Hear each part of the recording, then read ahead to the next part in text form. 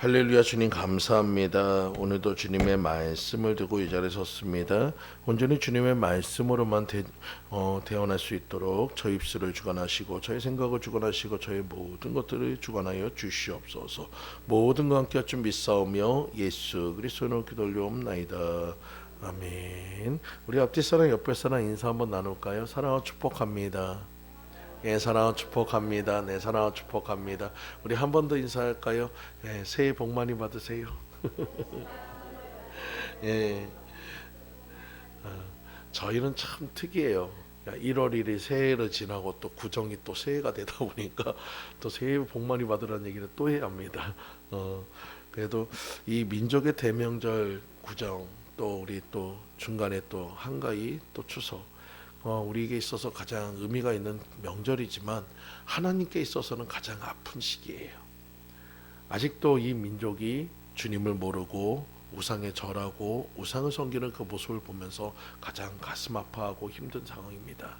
그러다 보니까 특히 이 기독교인들은 또 이 명절이 오면은 굉장히 힘이 듭니다. 제사라는 부분과 또 그분들과 또 친척들 간의 그 갈등 때문에 힘이 들지만 오늘 본문의 말씀처럼 시편 120편 1절과 8절의 말씀을 중심으로 한 것처럼 명절 예배는 축복의 통로가 되는 역사가 있기를 간절히 축원드립니다.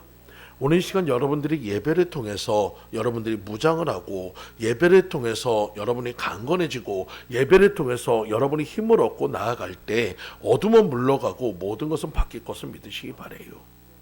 여러분 아무리 그들이 강성하다 해도 하나님보다 강성할 수 없고 그들이 아무리 힘이 세다 해도 하나님보다는 약합니다. 우리는 그 하나님을 모시고 가는 사람이에요. 그 하나님과 함께 가는 분들이에요. 그러면 여러분들이 당당하게 내려가시고 당당하게 만나시고 당당하게 전하시는 여러분들 모두가 되시기를 간절히 축원드립니다. 우리가 가와만사성이라고 합니다. 가정이 화목해야 모든 것이 평안하다고 해요. 한 가정에 이 고부 갈등으로 인해 가지고 굉장히 많이 힘든 한 사람이 있었습니다. 홀 어머니를 모시고 살다 보니까 부부간에 이제 갈등도 있지만 이 홀어머니하고 아내와의 갈등 때문에 이 사람은 굉장히 너무나도 힘이 들었어요. 그래가지고 어떻게 하면 이걸 갖다 바꿀 수 있을까? 어떻게 하면 이 두 사람을 화해시킬 수 있을까? 고민하다가 어느 날 한 가지 지혜를 얻었습니다. 그래서 시장에 나가가지고 밤을 한 마리 갖다 잔뜩 사가지고 왔어요. 밤을 사가지고 와가지고 아내한테 저녁에 이런 얘기합니다. 여보, 내일부터 이 밤을 갖다 삶아가지고 우리 어머니한테 드려. 계속 해가지고 매 끼니마다 밤을 꼭 해가지고 정성껏 드려가지고 드려. 그러니까 아니 왜 싫은데 왜 내가 그 밤을 삶아줘야.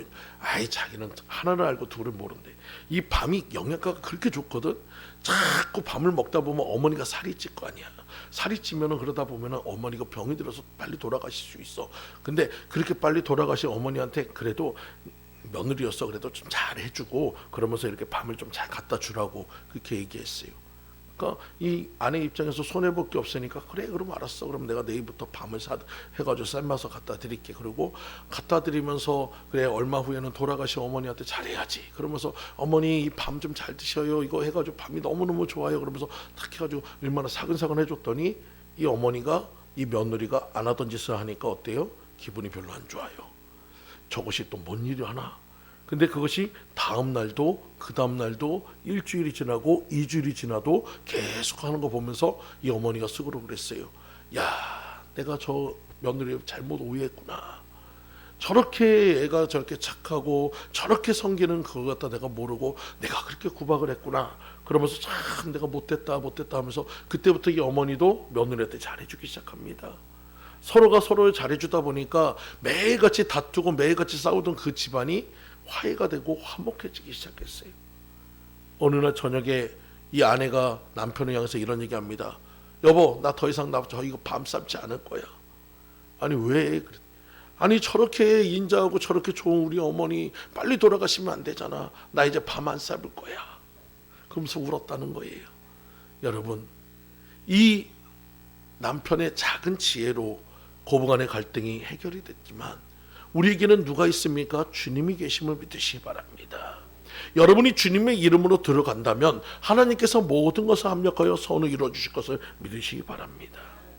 아무리 내가 잘나고 잘 나가고 성공하고 큰 곳에 있어도 여러분 서로 간의 가정에서 깨져 있다면 그것은 성공이 아닌 줄 믿습니다. 그래서 미국의 사회학자였던 클린턴 가드너는 이런 얘기를 합니다. 모든 것을 다 잃어도 가정이 있다면 아직 다 잃은 것이 아니지만 모든 것을 다 가졌어도 가정을 잃어버린다면 모든 것을 다 잃어버린 것이나 마찬가지다. 여러분 가정의 의미는 무엇입니까? 그냥 단순히 내가 남녀간에 뭐 해가지고 결혼을 해서 자식을 낳고 하는 그런 가정이 아니라 내가 돌아갈 장소요, 내가 머물 장소요, 내가 휴식할 수 있는 장소예요. 그 가정이 믿음의 가정이 된다면 그것만큼 가장 좋은 가정이 없음을 믿으시기 바랍니다. 그러기 위해서 여러분들이 기도하시면서 그 가정을 믿음의 가정으로 세워가시는 여러분들 모두가 되시기를 간절히 축원드립니다. 여러분 가정이 무너지면 다 무너진 것이요 삶의 기반을 잃어버린 것이나 마찬가지므로 가정을 소중히 여기시는 여러분들 모두가 되시기를 간절히 축원드립니다. 또 숙명여대 명예교수이며 여류계 시인이었던 김남조님의 만남을 소중히 여기는 사람이라는 제목의 시 속에서는 만남을 소중히 여기는 사람, 사랑할 줄 아는 사람, 기다림을 아는 이가 만나라 라고 얘기하고 있어요. 여러분 우리에게 있어서 수없이 많은 만남이 있습니다. 그냥 스쳐 지나가는 만남도 있고 기억에 나지 않는 만남도 있어요. 하지만 여러분이 꼭 만나야 할 만남들이 있어요. 그것이 때로는 불편한 만남이 있을 수 있습니다. 이런 명절같이 내가 싫은 사람을 만나야 하는 상황이 있어요. 근데 여러분의 생각을 좀 바꾸시기 바랍니다. 여러분의 생각과 모든 것을 다르게 하시기 바랍니다. 어떤 분이 이런 얘기를 하시더라고요. 나는 예수 믿기 때문에 예수 믿지 않는 어머니한테 가서 제사를 드리지 않기 위해서 나는 교회에 가서 예배를 드리지 그 어머니 집에 가지 않겠다고. 그래서 제가 상담 중에 이런 얘기 했습니다. 지금 그것은 잘못된 겁니다.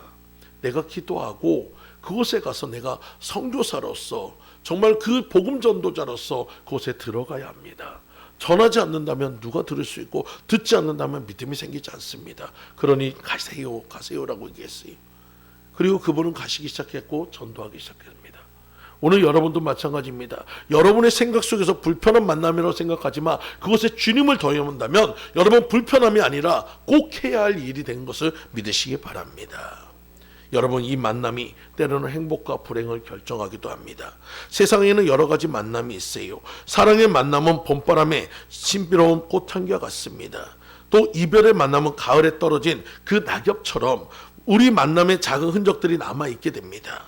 우연의 만남은 길가에서 서로 마주치고 우리의 눈빛은 인연의 시작이 될 수 있습니다. 친구의 만남은 어릴 적 햇살 같은 너 친구로 만남이 시작되는 것입니다. 오늘 여러분들에게도 그 만남이 불편함이 아니라 기대되는 만남이 되시기를 간절히 축원드립니다. 또 정채봉 시인은 만남에 대해서 다음과 같은 시를 썼습니다. 가장 잘못된 만남은 생선과 같은 만남이다. 만날수록 비린내가 묻어나오니까. 가장 조심해야 할 만남은 꽃송이 같은 만남이다. 피어있을 때는 환호하다가 시들어버리면 버리니까. 가장 비참한 만남은 건전지와 같은 만남이다. 힘이 있을 때는 간수하고 힘이 다 떨어질 때는 던져버리니까. 가장 시간이 아까운 만남은 지우개 같은 만남이다. 금방의 만남이 순식간에 지워지기 때문이다. 가장 아름다운 만남은 손수건 같은 만남이다. 힘이 들 때는 땀을 닦아주고 슬플 때는 눈물을 닦아주니까. 오늘 여러분의 만남은 어떤 만남입니까? 오늘 여러분의 만남은 위로의 하나님과 함께하는 손수건 같은 만남이 되시기를 간절히 축원드립니다. 그들의 아픔을 위로하고 그들의 슬픔을 도와주며 여러분 그들에게 복음을 전할 수 있는 여러분들 모두가 되시기를 간절히 축원드립니다. 인생을 살면서 가장 큰 복 중에 하나는 만남의 복이에요. 저도 우리 성도들한테 끊임없이 얘기합니다. 자녀를 위해서 만남의 복을 위해서 기도하라고 얘기합니다. 우리는 꼭 만나야 합니다. 혼자서 살아갈 수 없기 때문에 누군가와 만나면서 살아가야 합니다. 근데 그 만남이 복된 만남으로 바뀌어져야 합니다. 처음에는 불편했어도 그 사람을 잘 알고 난다면 그 사람이 나의 편이 되어주고 나의 힘이 되어주는 그런 만남이 될 수 있도록 여러분들이 기도하시는 여러분 되시기 바랍니다. 특별히 우리 만남도 중요하지만 우리 자녀들의 만남, 여러분이 앞으로 그 자녀들이 살아갈 모든 날을 내가 책임질 수 없으니 그 자녀들을 위해서 그 만남의 축복을 위해서 기도하시는 여러분들 모두가 되시기를 간절히 축원드립니다. 헬렌 켈러는 누군가를 만날 때마다 새로운 세계가 열린다. 그러므로 인생에서 가장 큰 복은 만남이다. 하나님 우리들을 만나 도우시려고 기다리고 계신다라고 얘기합니다. 우리에게서 가장 좋은 만남은 하나님과의 만남이었음을 믿으시기 바랍니다. 이제 우리가 명절이 되다 보면은 우리 부모님들이 참 많이 생각이 나요. 늙고 또 병들고 외수하신 우리 부모님들. 젊었을 때는 저희 아버지도 굉장히 강하셨거든요. 저희 아버지가 젊었을 때는 이 팔뚝 하나가 제 머리통만 해가지고 우리 아버지한테 대들거나 눈을 갖다 쳐다보지도 못했어요. 근데 지금은 완전히 종이 호랑이가 됐습니다. 그런 모습을 보면서 한편으로는 너무 안타까워요. 예전에 그 강성했던 그 모습이 너무나도 이렇게 아주 연약한 모습으로 바뀌어지는 모습을 보면서 야, 우리 아버지도 이제 나이가 드시는구나 라는 생각이 듭니다. 여러분, 이 명절이 되면 가장 기다리는 것이 나이 드신 그 어머니들, 특히 또 아버지들 같은 경우 시골에 사신 분들은 이 명절을 참 많이 기다립니다. 왜? 자신이 사랑하는 아들, 자신이 사랑하는 딸, 자신들이 사랑하는 손주 손녀를 갖다 보고 싶어가지고 기다리는데 지금은 너무나도 바쁘다 보니까 많이 못 내려갑니다. 또 코로나 때는 코로나 때라서 못 내려갑니다.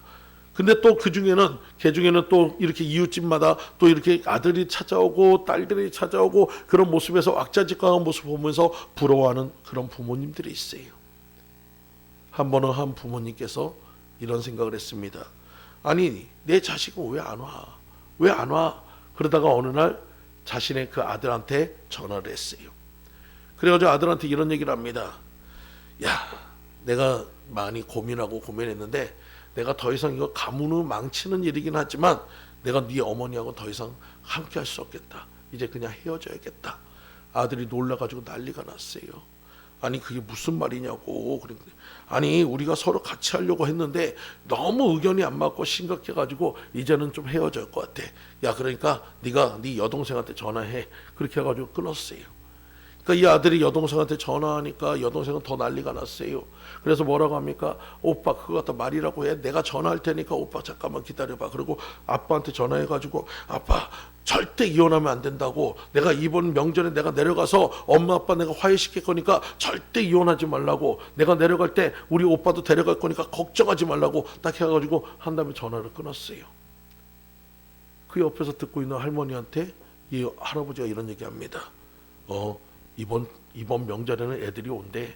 그냥 지들이 이제 돈 해가지고 오는데, 야, 근데 우리 다음 명절에 뭐라고 얘기해야 애들이 오냐? 그러면서 고민한다는 거예요. 여러분, 큰 사건이 있어야지만 내려가는 것이 명절이 아니라 우리에게는 중요한 사명이 있어요.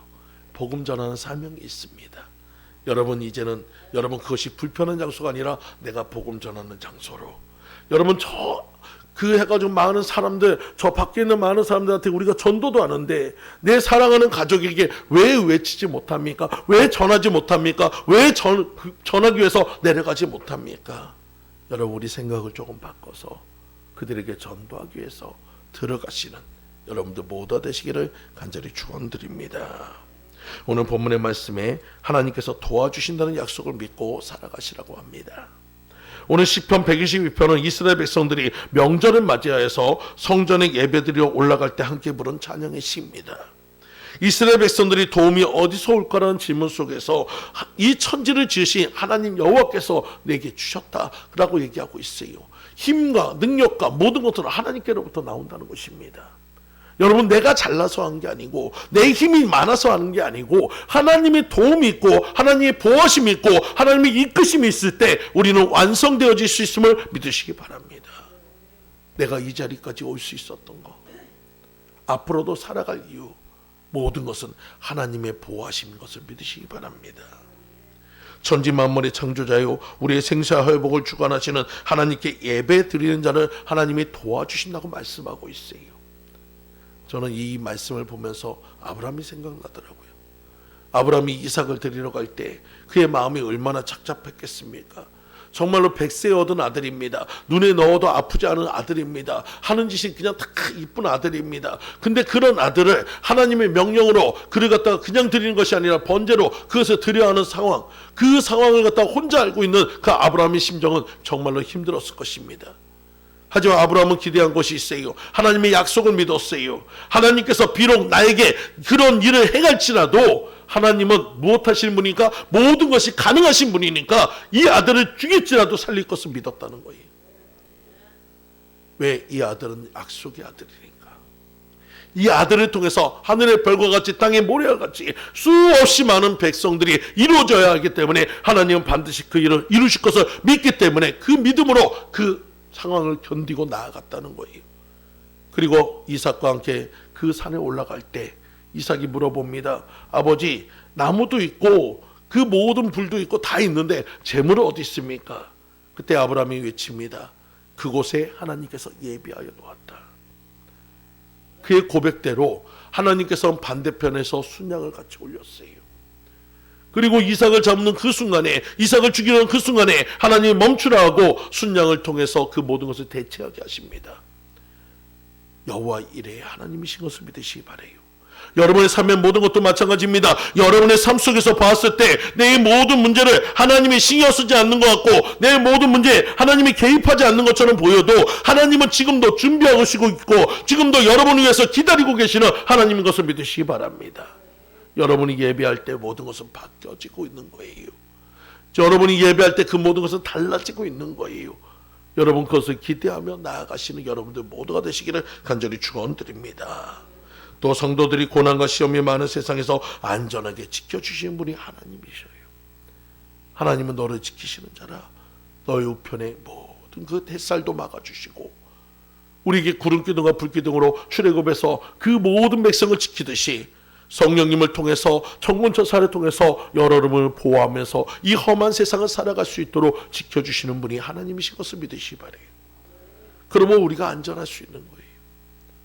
여러분 뉴스를 보세요. 저는 참 뉴스를 보면서 참 감사를 많이 합니다. 왜? 뉴스에 보면 사건 사고가 얼마나 많이 납니까? 수없이 많은 교통사고가 나고 수없이 많은 그 여러 가지 사고가 납니다. 얼마 전에는 또 해가지고 소방관 2분이 또 돌아가시는 그 사건도 있었어요. 그런 사건 속에서 내 가족은 안전하고 내가 안전할 수 있었던 모든 것은 뭡니까? 하나님의 지키심이란 거예요. 하나님의 돌보심이란 거예요. 오늘 그것이 여러분에게 감사가 되시기 바랍니다. 오늘 그것이 감사하시기 바랍니다. 오늘 내가 이 자리로 내 발로 걸어서 들어와서 내 입술로 찬양하고 내 이 마음으로 주님 앞에 예배할 수 있는 이 모든 것이 축복임을 믿으시기 바랍니다. 바로 이렇기 때문에 이스라엘 백성들은 성전에 올라가면서 주님 앞에 찬송을 드릴 수 있었어요. 오늘 여러분도 마찬가지입니다.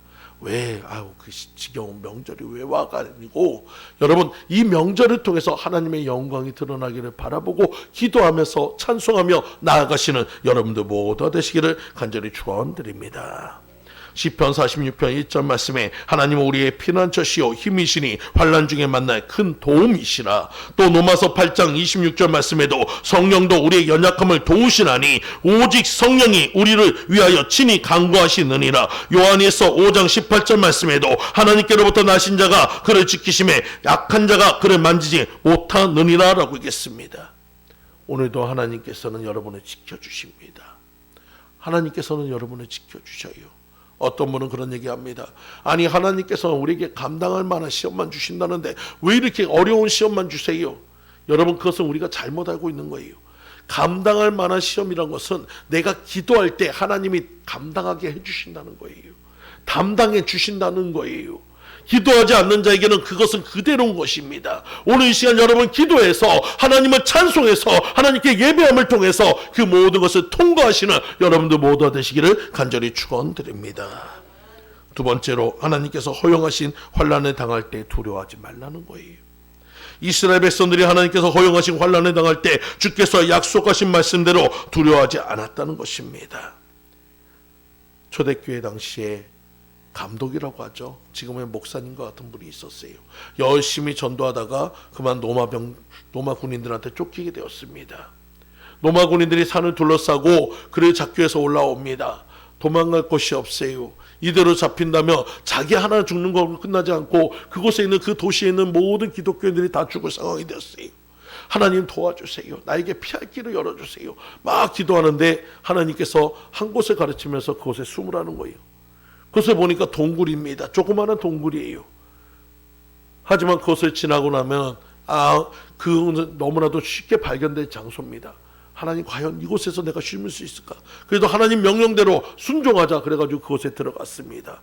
그리고 그곳에 들어가서 로마 병상들의 그 모든 눈을 가려달라고 나를 피하게 해달라고 기도하고 있었어요. 로마 군인들의 발자국 소리가 점점 가까워집니다. 기도하는 소리로 이제 소리도 못 내고 그냥 주님 앞에 눈물로 기도만 하고 있어요. 가까워졌어요. 드디어 입구까지 왔습니다. 그때 한 노아 병자가 이런 얘기합니다. 야, 여기 굴이 있어. 그래가지고 딱 보더니, 야, 거기는 괜찮아. 그냥 다른 데다 수색해. 너무 신기한 소리였어요. 그래서 이 감독님이 뒤를 쳐다보니까 자기가 들어올 때는 아무것도 없던 그 굴을 자기가 들어오고 나서 거미가 거미줄을 이렇게 거기서 쳐놨다는 거예요. 그래서 로마 병장들은 그것을 보면서 야, 저 거미줄을 뚫고 들어갈 수 있는 사람이 없으니까 저기는 아무도 안 들어갔을 거야 라고 얘기한 거예요. 오늘 하나님이 그렇게 지켜주실 것을 믿으시기 바랍니다. 여러분 문제 있을 때 하나님께 기도하면 하나님께서 피할 길을 열어주실 것을 믿으시기 바랍니다. 해결해 주실 것을 믿으시기 바랍니다. 그것을 믿고 따라가시는 여러분들 모두 되시기를 간절히 축원드립니다. 근데 여러분 이렇듯 하나님께서 보호하는 사람도 있지만 하나님 무시해서 멸망한 가문도 있습니다. 여러분이 잘 알고 있는 케네디 가문이 그래요. 이 케네디 가문은 여러분 굉장히 많은 비극이 있습니다. 자세한 이유는 하나님만 아시겠지만 혹자는 카네기 대통령 할아버지가 양조장 술을 제공했기 때문이라고 얘기합니다. 많은 사람들이 금주령을 내렸을 때 그만 술을 만들어가지고 많은 사람들에게 했고 많은 가정들이 그로 인해서 파괴가 되었고 많이 무너졌습니다. 그 일에 대한 결과물이라고 얘기합니다. 이 집안은 미국의 존 F 케네디 대통령 46세에 암살됐고 그의 아들 존 F 케네디 2세는 38세의 경비행기로 추락 사망했고 또 둘째 아들 패트릭 부비의 케네디는 조산아로 태어나 아버지가 암살되기 석 달 전에 죽었으며 케네디 대통령의 동생 로버트 케네디는 42세에 암살됐고 그의 아들 마이클 케네디는 39세에 스키를 타다가 나무에 머리를 박고 사망했으며 큰아들 데이비드 케네디는 약물 과다 복용으로 사망했고 케네디 대통령의 맏형 조세프 P 케네디 2세는 2차 세계대전 중 비행기 피격으로 29세에 죽었으며 여동생 캐서린도 비행기 사고로 28세에 죽었습니다. 또 누나 노즈마리는 정신병으로 평생을 지내게 됐습니다. 여러분 너무 신기하잖아요. 한 가정의 모든 그 형제들이 다 이러한 결과물을 만들었던 이유는 뭘까요? 내가 하나님께 올바로 서지 않고 내가 하나님을 떠나 있는 삶이기 때문에 그럽니다. 우리가 온전히 지금도 안전할 수 있는 것은 하나님의 보호하심과 내가 하나님께 예배드리는 자로 하나님의 자녀로 살아갈 수 있는 이 이유인 것을 믿으시기 바랍니다.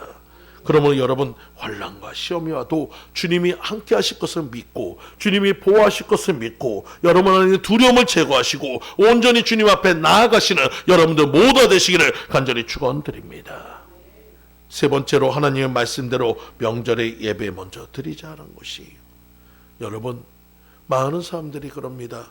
여러분 제사를 드리려고 하면 예전에 어땠습니까? 제사 드리면 막 새벽부터 해가지고 그냥 해가지고 밤 12시에 막 해가지고 하고 문을 열어놓고 난리를 피면서 그렇게 해가지고 제사를 드려요.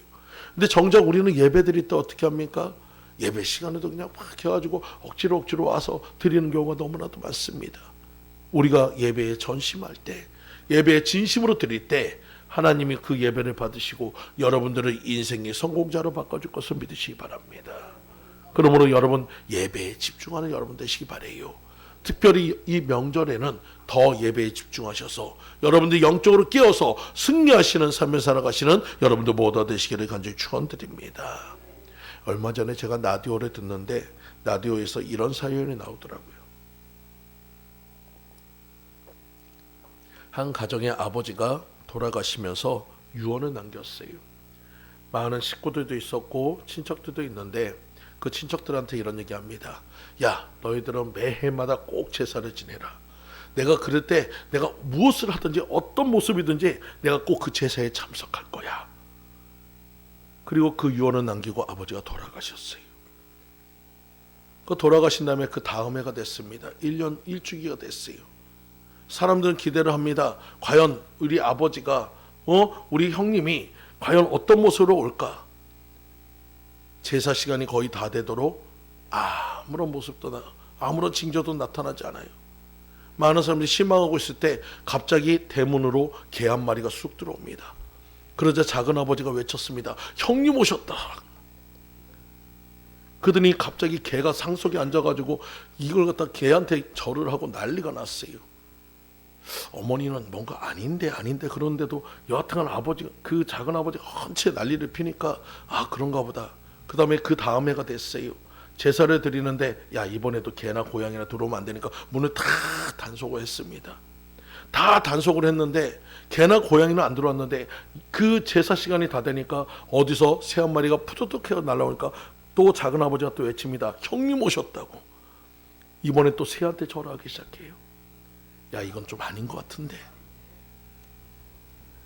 그래서 그 다음에는 이제는 아예 창문까지도 다 닫았어요. 이제는 뭐도 안 들어올 거야. 아무것도 안 들어올 거야. 작은 아버지는 막 눈이 벌게가지고 뭐가 안 들어올까 하다가 드디어 그 상 위에 있는 파리떼 3마리를 딱 보자마자 이렇게 외쳤습니다. 형님 오셨다. 그러는데 갑자기 어머니가 옆에 있던 파리채로 파리 탁 잡으면서 하는 얘기입니다. 저 사람은 저거는 절대 내 남편이 아니오. 왜? 내 남편은 평생에 친구가 하나도 없었어. 여러분, 우리가 웃고 넘어갈 수 있는 이야기지만 이 해프닝이 지금 우리 삶 속에서 지금 이루어지고 있어요. 많은 사람들이 오지도 못하는 귀신한테 절을 하고 오지도 못하는 귀신을 섬기고 있어요. 여러분, 우리는 우상을 제거해야 합니다. 그들의 어리석음을 깨우쳐야 합니다. 그러기 위해서 여러분들이 복음의 선지자가 되어야 합니다. 복음의 증거자가 되어야 합니다. 진리를 모르기 때문에, 어둠밖에 모르기 때문에, 눈이 가려졌고 귀가 가려져 있기 때문에 그들은 헛된 것에 절하고 헛된 것을 찾고 있어요. 오늘 이 시간 여러분들 모두가 진리를 들고 가서 그들의 어두운 눈을 밝히고, 여러분 진리의 나팔을 불어서 그들의 어두운 길을 열어서 그들이 올바른 길로 나올 수 있도록 여러분들이 인도하시는 여러분들 모두가 되시기를 간절히 축원드립니다. 류태영 장로라는 분은 전라북도 임실에서 가나안 집안의 머슴의 아들로 태어났습니다.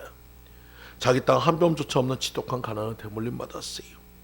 가난은 한이었고 비참함은 뛰어넘어 비극이었습니다.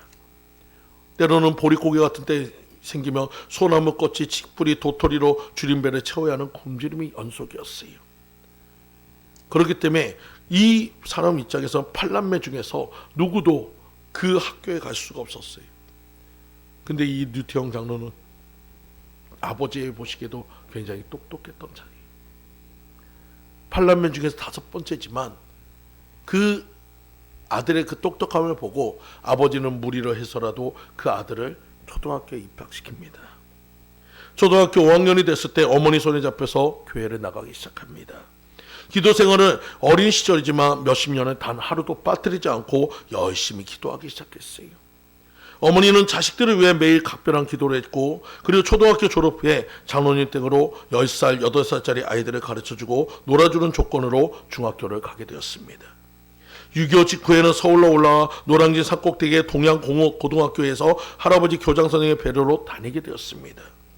고1 때 유학이라는 단어를 일생에 처음 들은 후에 그 다음날부터 하나님께 기도하기 시작했어요. 하나님, 저에게 예스라는 단어만 주세요. 예스라는 단어만 주시면 하나님께서 저에게 주신 거를 믿고 내가 유학을 가겠습니다. 그리고 그는 유학을 가기 위해서 기도하다가 13년이 지난 후에 기도하는 중 응답을 받게 됩니다. 그리고 당시 농업 선진국이었던 덴마크에 있는 국왕에게 무작정 편지를 쓰기 시작했어요. 삐뚤삐뚤하고 맞춤법도 잘 안 맞는 그 편지지만 그래도 국왕한테 정성 들여 한자 한자 적어가지고 보냈습니다. 나는 그곳에 가서 나는 배우고 싶습니다. 난 그곳에서 배우고 싶지만 내 형편과 모든 것이 너무나도 연약합니다. 그렇기 때문에 이번 한 번만 도와준다면 내가 평생의 은인으로 삼고 내가 국왕님을 위해서 날마다 기도하겠습니다. 너무나도 그냥 그렇게 큰 내용은 아니에요. 한데 그 국왕은 그 편지에 감동을 받아서 그에게 오는 모든 차편과 그리고 그의 학업의 모든 것들을 다 지원해 줬습니다. 덴마크에 가서 유학길에 올랐고 곳에서 열심히 공부하고 또 히브리서와 모든 것을 깨닫고 또 이스라엘 땅에서 박사학위를 받은 후에 동양인 최초로 이스라엘 벤구리온 대학에서 교수까지 되어서 지금 오늘 한국에서 건국대학의 특채로 교수로 뽑히고 부총장까지 하는 그런 역사를 만들었으며 청와대에서 초대 새마을운동 담당이 되어서 대통령을 도와 새마을운동을 추진했던 그런 역사를 만드신 분이 바로 이 류태영 장로님이십니다. 여러분, 오늘 여러분들의 삶 속에서도 하나님과 함께 하시고 기도하시면 반드시 열어줄 것을 믿으시기 바라요. 옛말에 이런 말이 있습니다. 가난은 임금님도 해결 못한다는 얘기가 있어요. 하지만 하나님은 해결할 수 있어요. 하나님은 바꿀 수 있어요. 하나님은 변화시킬 수 있어요. 여러분의 명절이 이제는 우리가 불편한 명절이 아니라 기대되는 명절이 되고, 그곳에 가서 그들이 전도됨을 통해서, 그들이 바뀌어짐을 통해서 우상이 아니라 하나님을 섬기고 하나님을 찬송하고 하나님께 예배하는 가정으로 변화되는 축복의 장소로 바뀌는 여러분들 모두 되시기를 간절히 축원드립니다. 다 같이 기도드리겠습니다. 할렐루야. 주님 감사합니다. 오늘 명절 예배가 우리에게 축복의 통로라고 했습니다. 우리에게 불편함이 아니라 이 명절이 우리의 전도의 대상에게 다가갈 수 있는 전도의 그 사명을 담당할 수 있는 장소가 되기도 하셨고, 그 장소가 우상 숭배하는 장소가 아니라 하나님을 진심으로 전심으로 예배하는 장소가 되도록 주여 인도하여 주시옵소서. 그래서 모든 것이 변화되어 모든 것이 합력하여 선의 이름을 통해 하나님께 영광 돌리는 삶이 되도록 주여 축복하여 주시옵소서. 모든 것 함께 주 믿사오며 예수 그리스도 이름으로 기도 올려옵나이다. 아멘. 이 시간 찬송 드리시면서 준비하신 헌금 봉헌하도록 하겠습니다.